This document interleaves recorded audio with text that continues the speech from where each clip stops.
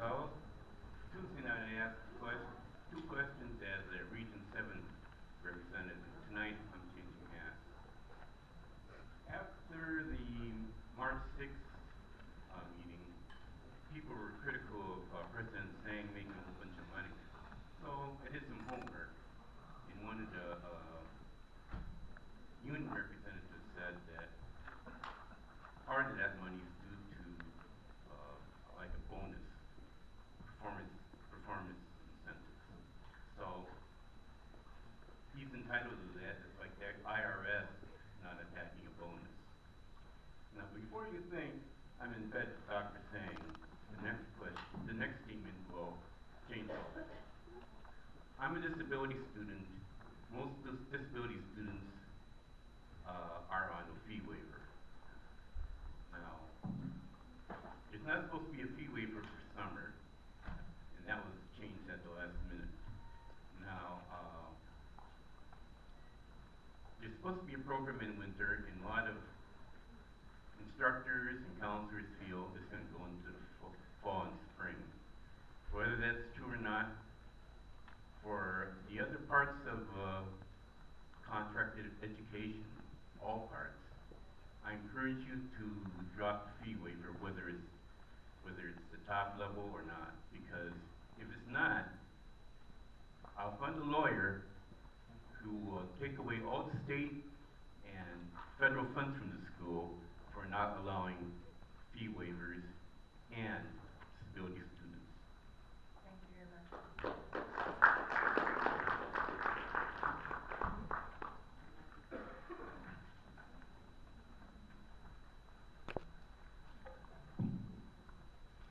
Good afternoon, trustees. My name is Marcus Perez. I'm a student at Los Angeles Valley College. First of all, it's great to see everyone here face to face.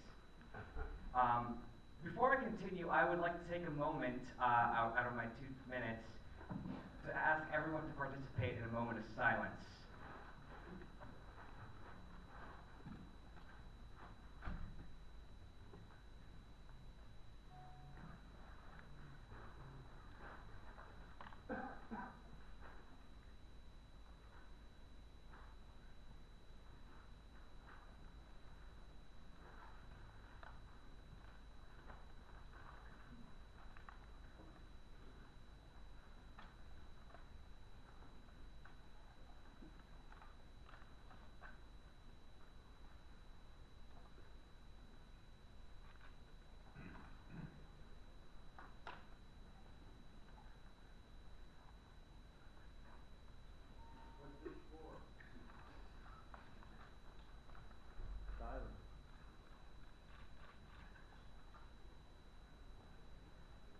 This moment of silence represents what Contract Ed does. It creates an express toll lane that favors some students and marginalizes and disenfranchises others. This moment of silence represents Santa Monica College's completion of the trifecta of police repression against students in public higher education. And this moment of silence represents what happens to students when they don't have a direct mechanism to express their opinions to the deciding board of trustees. Especially in this case when the one student that has a vote in this board is not present with us today. So I'm here to ask all members of the board of trustees to support this resolution and to establish dialogue and mechanisms that allow students a direct voice and a direct opportunity to express their opinions via a referendum. Thank you very much.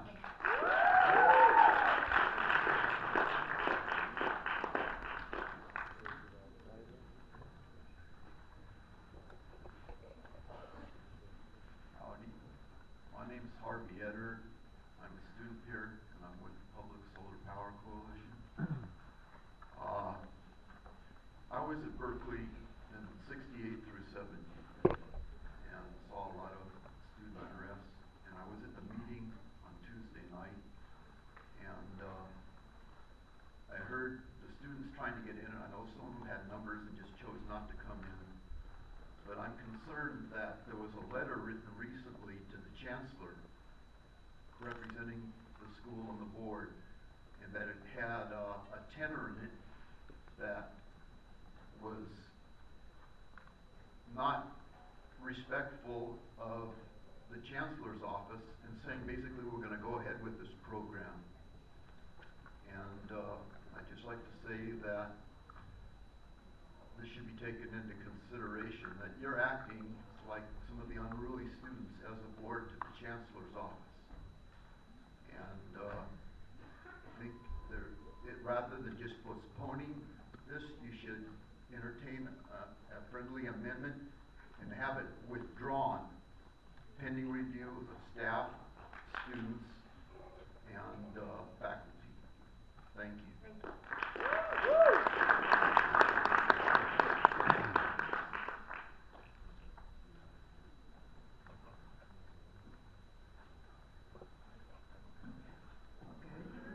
Good afternoon, President Sang and members of the board and members of the public. My name is Albert Torres, and I am a first-time student here at SMC, and I'm a member of the Student Organizing Committee.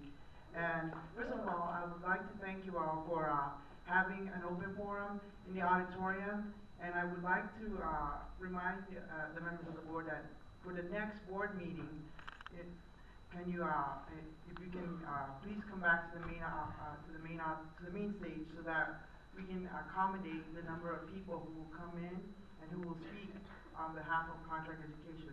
Now, there's been a lot of things that has been said by the audience, and I won't repeat myself because for efficiency. But I sit on the subcommittee in the Student Organizing Committee, and what I'm trying to do is to come up with an alternative solution to present to the board and to the members of the public so that we can show that the students are serious about bringing a solution and that we're committed to working with the administrators and with the members of the public. However, we're having a little bit of difficulty finding key information that we believe that is necessary to develop a viable solution. We cannot find the DPAC savings and proposal from last year, and neither can we find a full text of contract education as passed by the board during the 2 meetings ago, and we also would like to find the detailed financial records, especially the current ones, and not just the audit that's offered on the website, because we would like to know where exactly is our money going.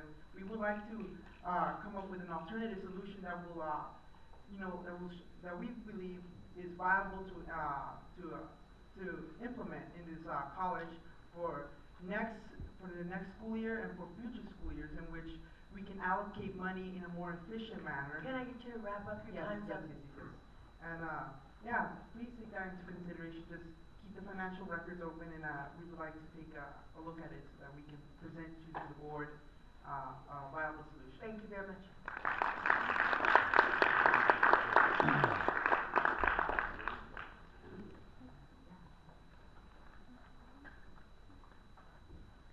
Hi, my name is Michael Van Dam. I'm a student here, returning student.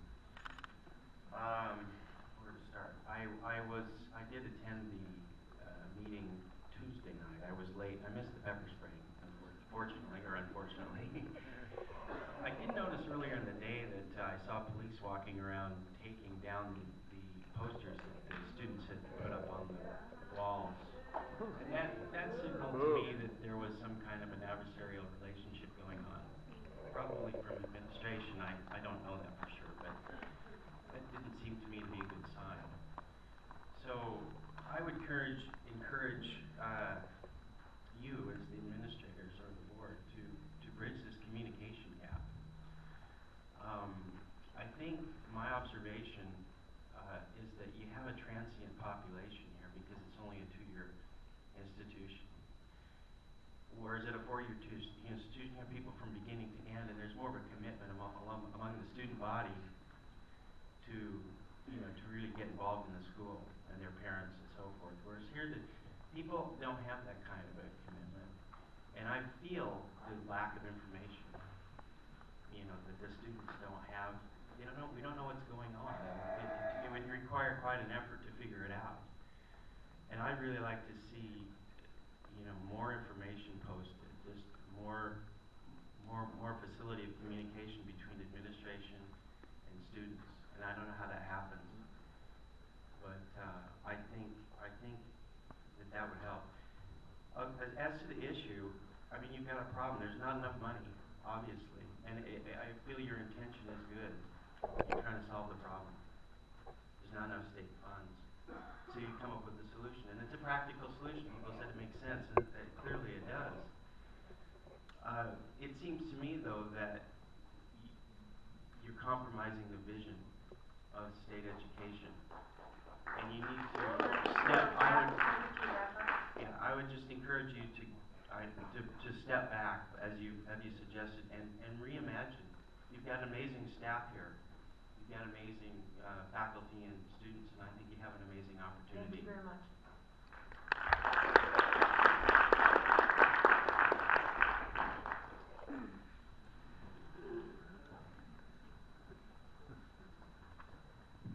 Somebody left a cell phone here. I don't want It's recording. Recording. My name is Carl Gelman. I'm a resident of Santa Monica. And to paraphrase Pinky Friedman, if Moses had to work with this board, we'd still be under.